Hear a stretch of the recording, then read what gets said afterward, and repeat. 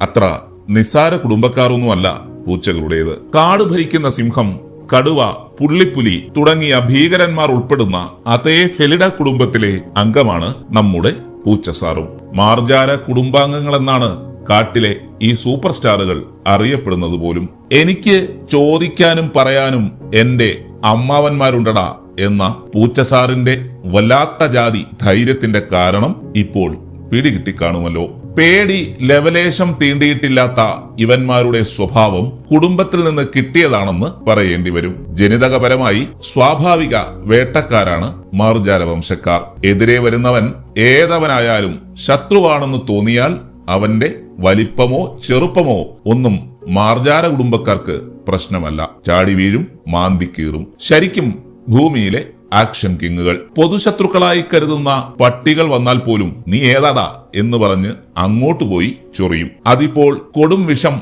വായിൽ ഒളിപ്പിച്ച പാമ്പാണ് മുന്നിലെങ്കിൽ പോലും അങ്ങോട്ട് പോയി ചൊറിഞ്ഞില്ലെങ്കിൽ എന്തോ ഒരു സമാധാനമില്ലെന്ന മട്ടാണ് പൂച്ചകൾക്ക്. എല്ലാത്തിനും കുടുംബത്തിനെ പറഞ്ഞാൽ മതി.